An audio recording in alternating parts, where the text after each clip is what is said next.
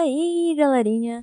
Seja muito bem-vindo para quem está chegando agora no canal, para quem já me acompanha aí há muito tempo. Muito obrigado por continuar seguindo este canal e agradeço a todos aí que deixam um comentário bem bacana, deixa seu like e no mais aqueles avisos. Se você ainda não é inscrito no canal do editor, vá lá se inscrever. O canal é Hugo Folks. Lá falamos sobre vários tipos de cerveja. Nós fazemos react, então se você curte esse tipo de conteúdo, corre lá para dar uma olhada. E bora lá pro vídeo então. Hoje no Disney, né? Então, fazendo uma avaliação diferente, vou falar da Betty Boop. E por que ela, né? Eu deixo aí, vou começar com uma pergunta. Ela é uma prostituta ou a imagem das mulheres da época? Conforme esse vídeo vai rolando, no final, você tira suas conclusões e deixa aí nos comentários. Então, a Betty Boop, criada em 1930 por Max Flash e desenhada por Mignon Green Netwick. Nome complicadinho aí, mas eu acho que eu não pronunciei certo, mas bora lá. E desde o início, ela tinha essa ar independente, moderno, atrevido. E além que ela ostentava os cabelos bem curtinho, mostrava as pernas, uma cinta lilha e ela estreou no curta Dishes. No final da década de 30, pelo código Hays, que predominou ali entre 1930 e 1968, ela ganhou um namorado e passou a usar um vestido comprido. What? Como assim? Imagina a Betty Boop, né? Pra quem conhece ela aí. Um vestido comprido e ela tem que ter um namorado?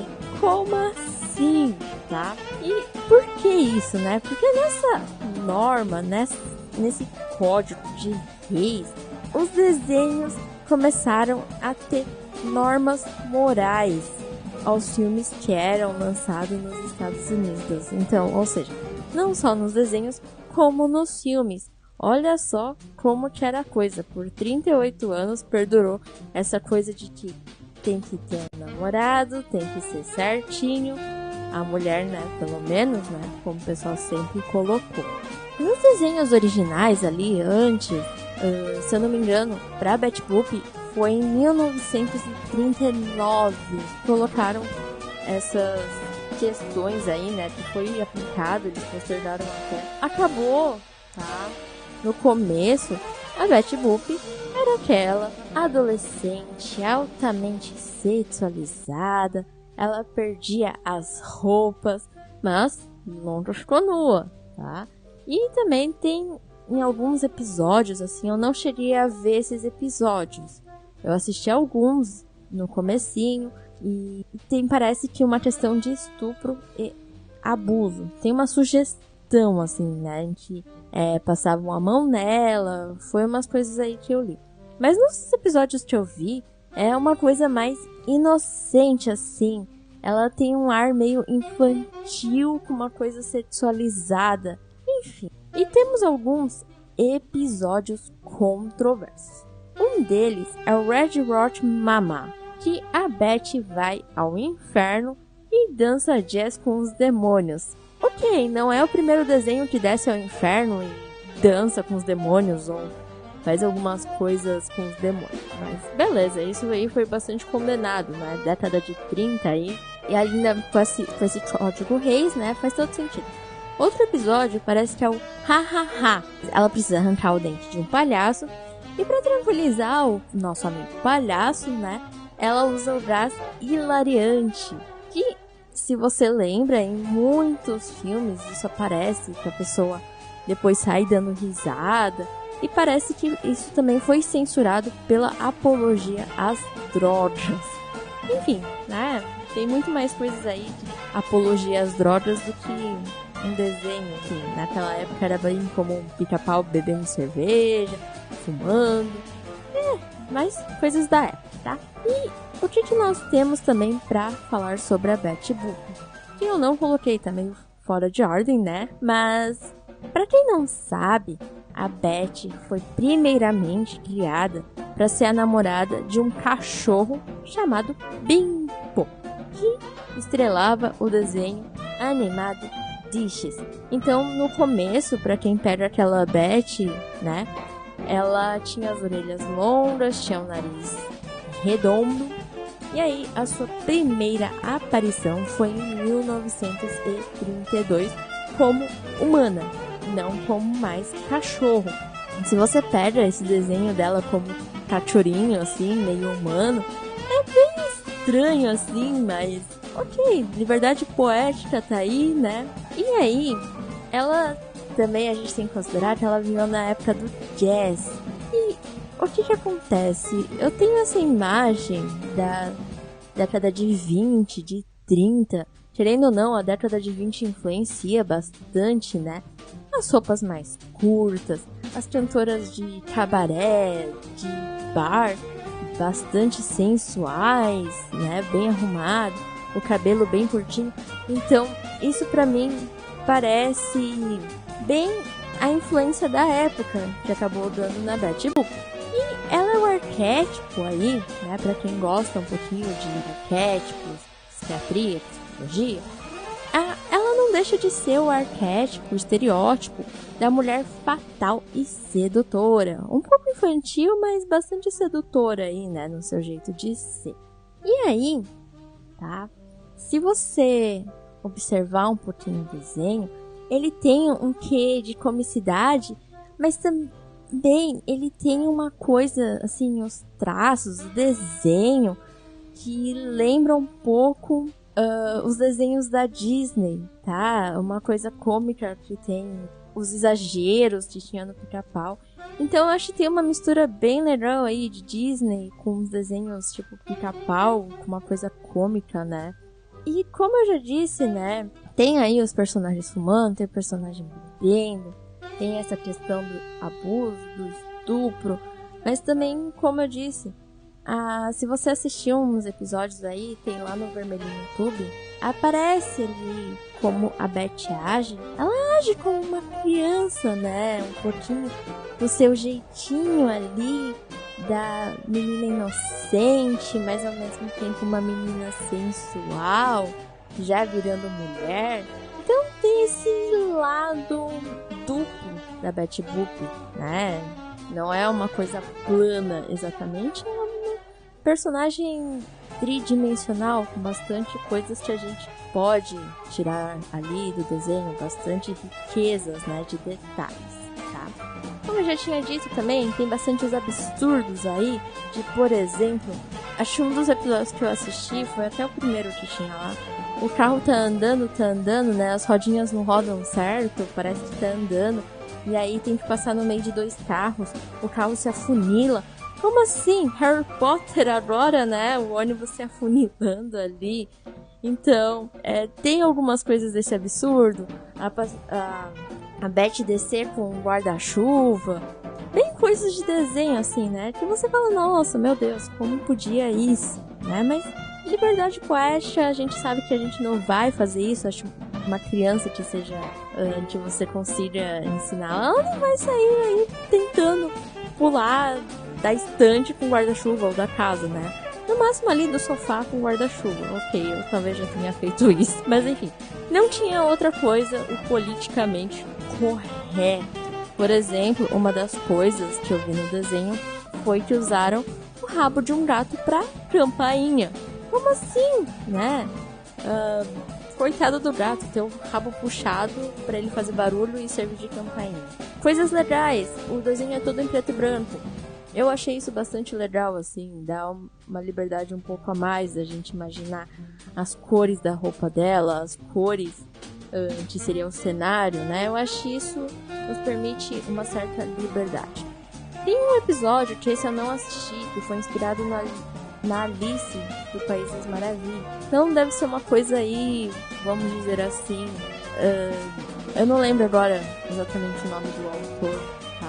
Mas uma hora eu vou falar sobre a Alice no País das Maravilhas, eu explico melhor essa história. Então, uma coisa meio fumada aí no ópio, tá? Diziam que o autor de Alice no País das Maravilhas usava o ópio. E aí, falando um pouco sobre a década de 20, né, que eu acho que teve aí bastante influência na questão de como é a Beth. Então, na década de 20, no more espartilhos. E aí, a mulher começa a ter mais liberdade também.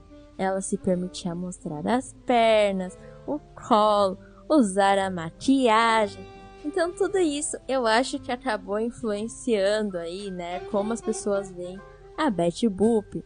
Ela também, na maquiagem, né, usava bastante a boca carmim, pintava um arco que parecia coração.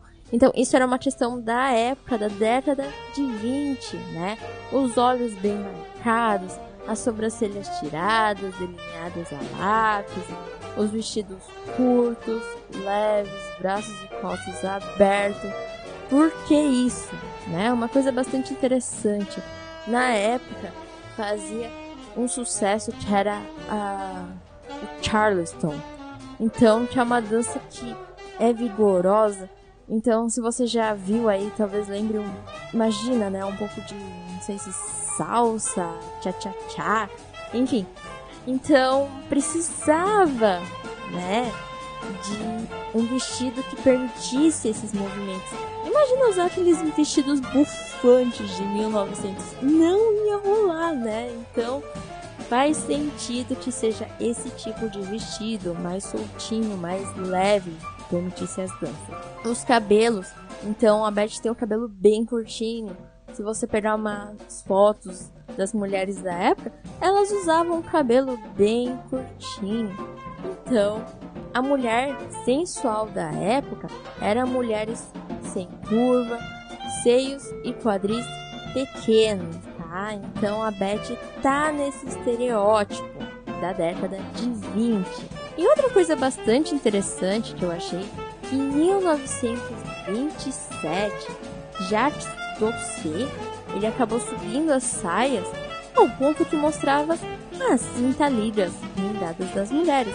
Então, aí, Betty Boop mostrando a sua cintalilha, porque era moda na época, beleza? E aí, o que eu enxergo, né? Betty Boop foi criada em 1930. Talvez, né, esse desenho foi uma forma de ressuscitar o que foi a primazia, o reinado da década de 20, a glória, a riqueza. Por quê, né? Se você lembrar, lá em 1929, nós tivemos uma coisa pequenininha chamada Quebra da Bolsa de Nova York. Ou seja, entrou a década de 30 nos Estados Unidos totalmente quebrado. O pessoal sem emprego, com fome, grande depressão. Logo depois, 1939, vai vir a Segunda Guerra Mundial. Então, talvez a Betty Boop tenha sido um ícone, uma figura feminina para mostrar o quanto foi bom a década de 20. Então, nesse quesito, eu pergunto novamente, prostituta ou apenas representando as mulheres da época, né? Eu acredito que, assim, muita gente enxerga ela como prostituta porque tem essa questão de, em alguns filmes, mostrarem que ela é uma cantora de cabaré, então parece a representação de uma mulher forte. E aí, se você lembrar, por muito tempo, até 1960, 70 ali, com Woodstock, a queima dos sutiãs, as mulheres eram submissas ainda, por mais que em 1920 colocassem elas num papel mais forte, mais sensual. Isso tudo foi quebrado ali, né? Depois, eu acho, da quebra de Nova York, da Segunda Guerra Mundial. E aí voltou a mulher a segundo plano. Então, eu não acredito que a Betty Boop seja uma prostituta. Pelo menos não na minha visão. Mas você pode acreditar que ela seja uma prostituta. Livre análise de quem tá vendo, tá? Então é isso. A princípio, então, deixo aí vocês pensarem um pouco mais a respeito dela. Mas, na minha opinião, apenas a Betty Boop representa as mulheres da década de 1920. Então é isso, galerinha. Espero que tenham gostado aí dessa análise. E beijos e até a próxima.